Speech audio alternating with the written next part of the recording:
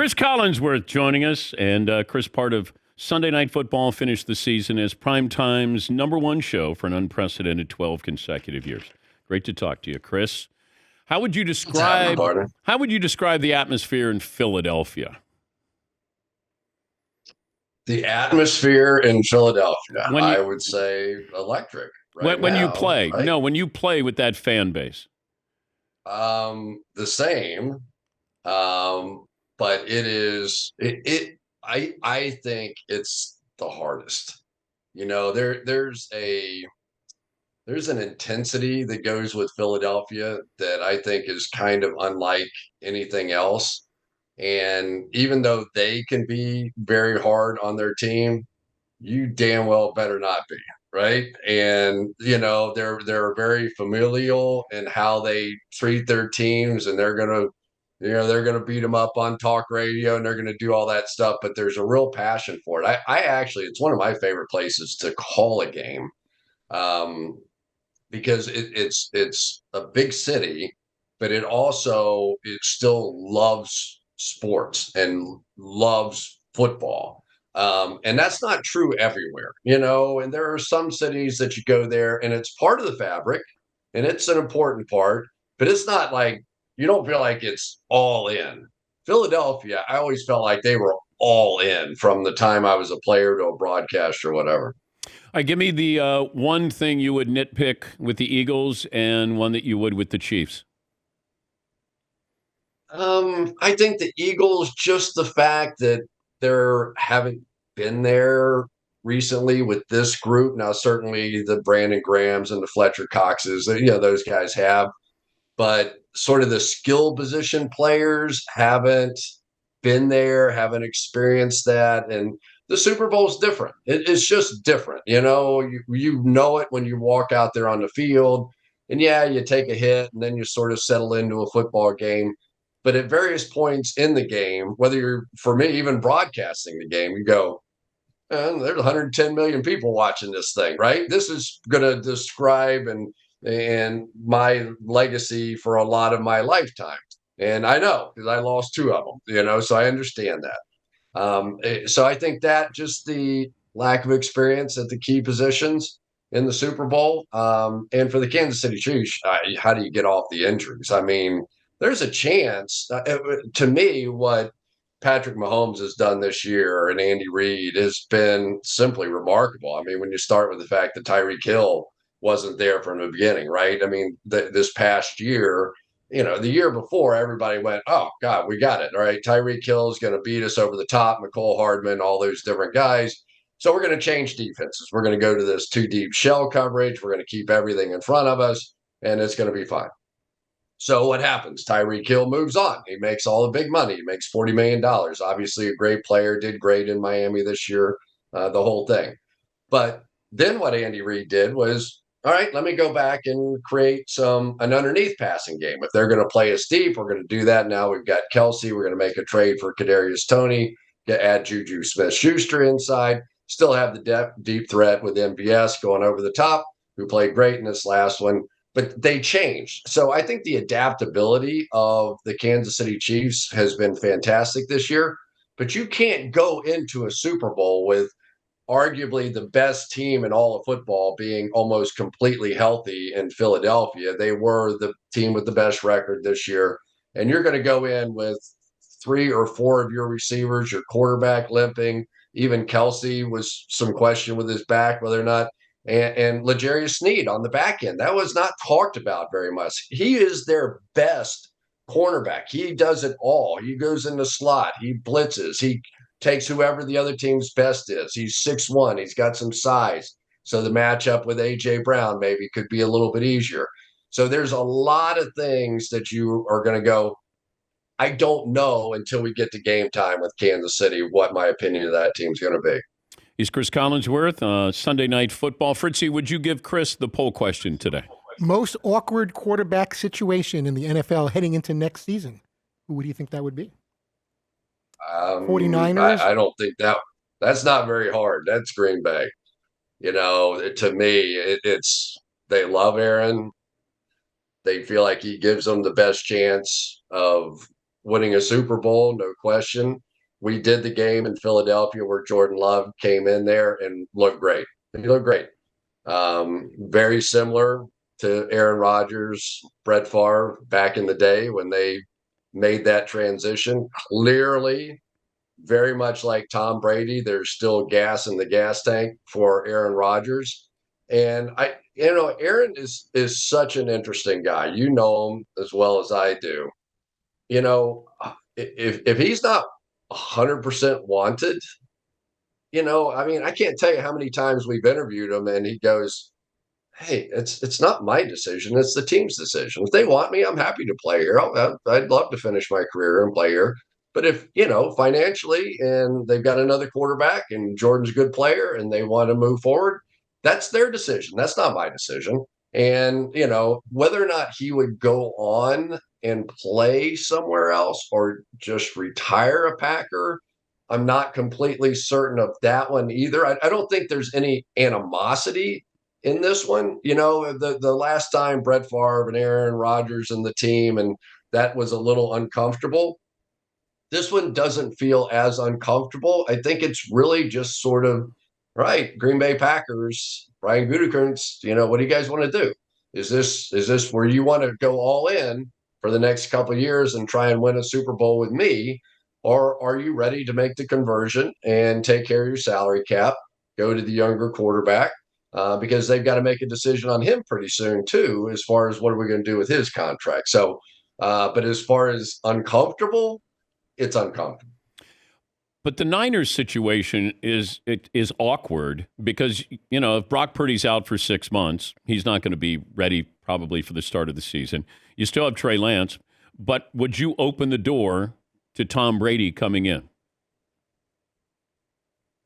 And that's a hard one. That's uncomfortable, right? I mean, of course you would. Especially if I still thought that Trey Lance was going to be the guy ultimately. And I think that's a tougher question. I don't know where they stand on that. They did get a chance to see him to some extent this past year. But it's unbelievable to watch that team, right? With their third string quarterback, they made it to the NFC Championship game. And in the NFC Championship game, when they were down to their fifth string quarterback, they were still relatively competitive when they could probably only run 3 plays out of their offensive playbook. I mean, it's an amazing team. It's an amazing coach in Kyle Shanahan. And God, would Tom Brady put him over the top? Probably. And if worst case scenario came about, all he did was teach Trey Lance how to be Tom Brady or as close as he could be and teach him those skills, then that would be pretty cool too. So if Tom Brady wanted to come for a year or two and play quarterback, the worst you come out of it is the rest of your young quarterback room learns the most valuable lessons they could possibly learn. Tell me why Kellen Moore is now the offensive coordinator with the Chargers. I don't know. I wish I did. I don't know. You can't look at what he's done in Dallas and go, he's done a bad job, right? You just can't do it. They were number one offense a year ago. I don't know what the rankings were this year, but they were, at least when Dak was in the game, they were one of, if not the top offense in football. They got beat by the 49ers twice. 49ers have the best defense in football.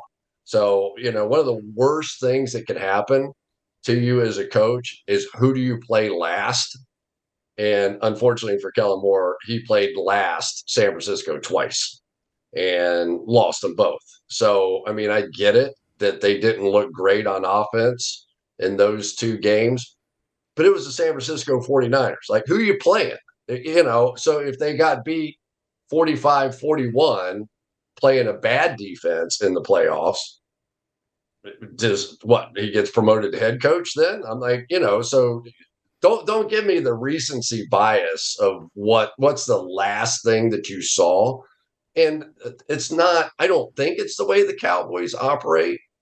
to make those kind of rash decisions.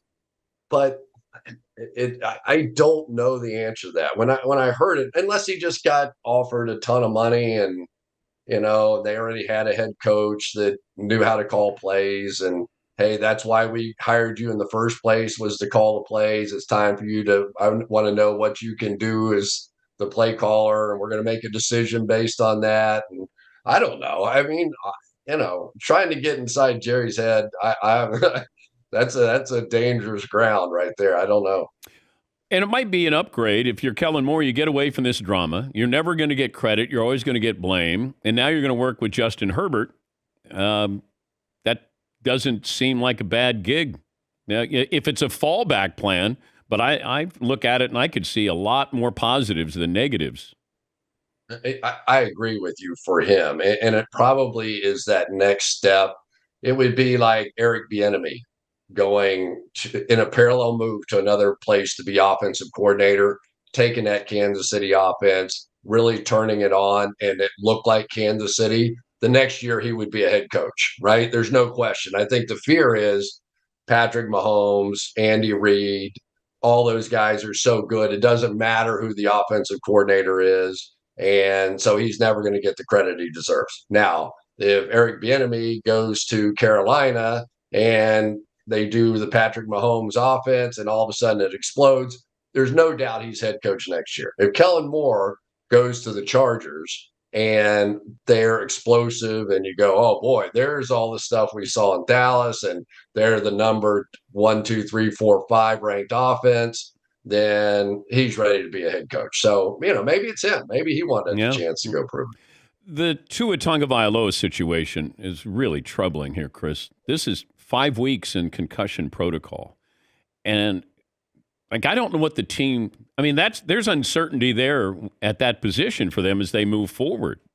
What do you do if you're the franchise with Tua? Can you just wait this out or have him take a gap year where we'll bring in somebody?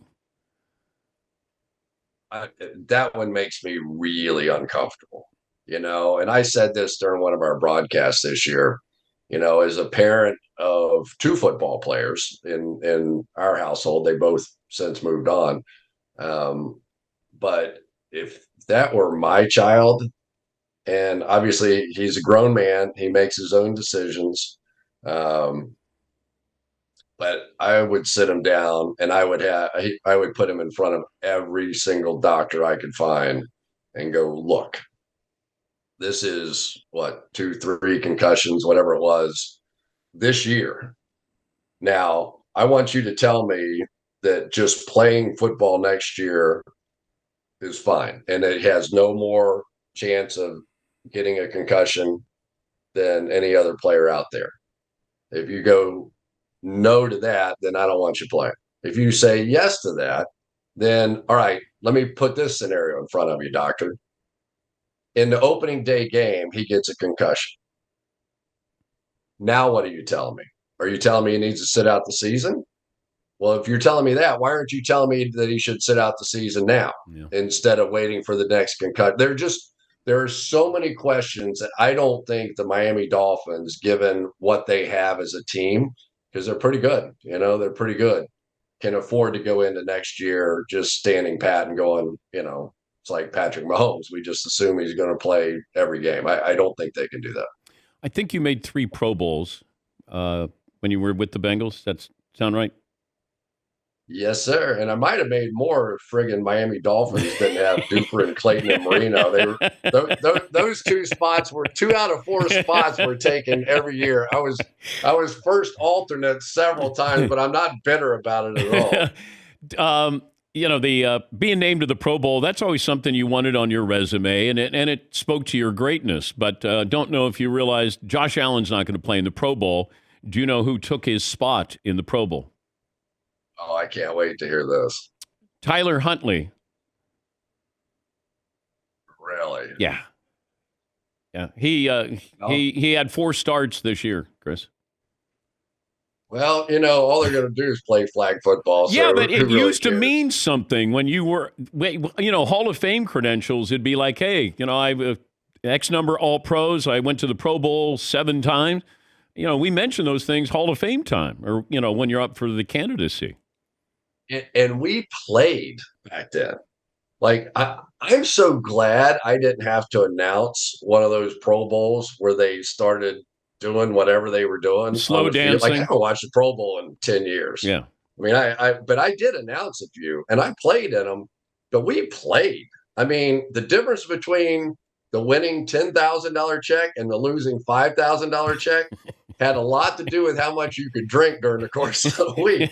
I mean, there's all the games being played, where the veterans would assign their bill to the rookies' room, and if you gave up your room number, man, it was over. It was over. All that stuff.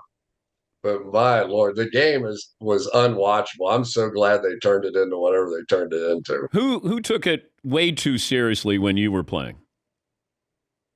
Don Shula, actually. I mean, we were in, so I think it was Bill Walsh coaching the other team my rookie year, and they were out there for 45 minutes in shorts and running around in their flip-flops and having a good time. We were 2 hours in full pads 3 days for the Pro Bowl. I am not kidding you. And at one point, Jack Lambert took off everything. I mean, he was down to like some itsy bitsy teeny weeny yellow polka dot bikini underneath. Took off everything, sat on his helmet, arms crossed like he was going to kill somebody if they didn't get out of there pretty soon. I mean, it was just hilarious. But I think we won the game 10-7 or some low score. It was like a fist fight out there for the Pro Bowl. And I mean, it was the 24th game that I had played that year. So I played in all 4 preseason games because I was a rookie. God. Played 16 games. Played in 3 playoff games, including the Super Bowl, and played in the Pro Bowl. I had never played more than 11 games maybe 12 in my whole life. I doubled that number in my first year in the NFL. We played 24 games. Damn. Don't let the commissioner hear that. It'll be like, yeah, let's expand the regular season. Well, we're going to do that anyway. No, we're going to go. We've already set the 18 as the target date.